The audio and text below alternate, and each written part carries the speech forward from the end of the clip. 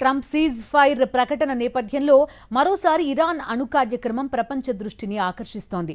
60% వరకు uranium enrich చేసిన Iran అణుబాంబు తయారీకి దగ్గరలోనే ఉందా అనే అనుమానాలు వ్యక్తమవుతున్నాయి. అసలు యురేనియం ఎన్రిచ్మెంట్ అంటే ఏంటి?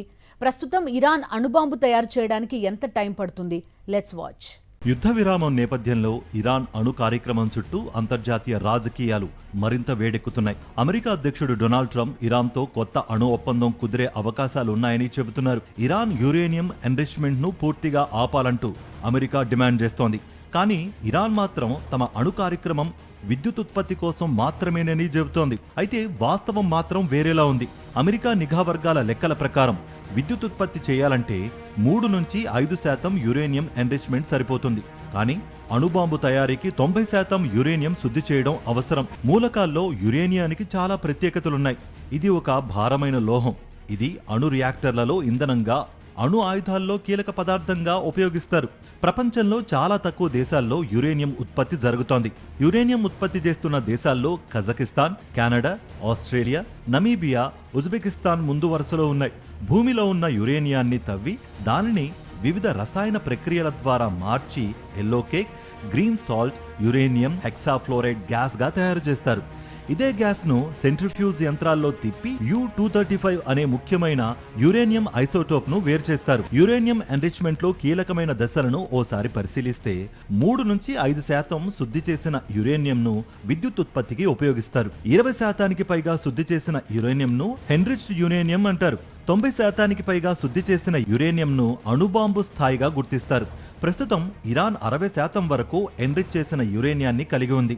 ఇది ప్రపంచాన్ని ఆందోళనకు గురి చేస్తున్న అసలు కారణం. శాస్త్రవేత్తల అంచనాల ప్రకారం సహజ యురేనియం నుంచి 60% వరకు శుద్ధి చేయడానికి దాదాపు 5 సంవత్సరాలు పడుతుంది.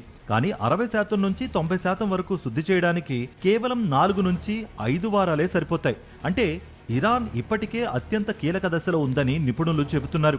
అంతర్జాతీయ అణుశక్తి సంస్థ లెక్కల ప్రకారం ఇరాన్ వద్ద 440 కిలోల వరకు 60% ఎన్రిచ్డ్ యురేనియం ఉంది. ఇది సాధారణంగా 10 నుంచి 11 అణుబాంబుల తయారీకి సరిపోతుంది. ఇరాన్ అణు కేంద్రాలు భూగర్భంలో ఉండడం వల్ల వాటిని సైనిక దాడులతో పూర్తిగా ధ్వంసం చేయడం కష్టం. సెంట్రిఫ్యూజ్ యంత్రాలను చాలా చిన్న ప్రదేశాల్లోనే అమర్చే అవకాశం ఉంది. ఇక ఒక చిన్న ల్యాబ్ లో కూడా అణు ఎన్రిచ్మెంట్ కొనసాగించే అవకాశం ఉందని నిపుణులు చెబుతున్నారు.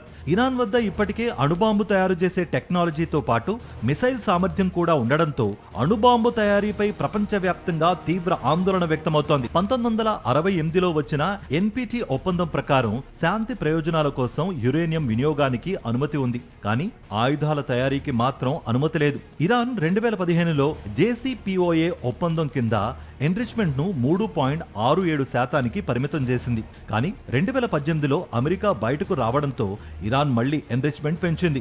ప్రస్తుతం ఇరాన్ అమెరికా మధ్య జరుగుతున్న చర్చల్లో యురేనియం ఎన్రిచ్మెంట్ పైనే పీటముడి ఉంది. ప్రపంచంలో ప్రస్తుతం సుమారు 12,000కు పైగా అణు వార్ హెడ్లున్నాయి. అందులో ఎక్కువగా రష్యా, అమెరికా వద్దే ఉన్నాయి. ఇజ్రాయెల్ వద్ద కూడా అణు ఆయుధాలు ఉన్నాయనే చర్చ ఉంది.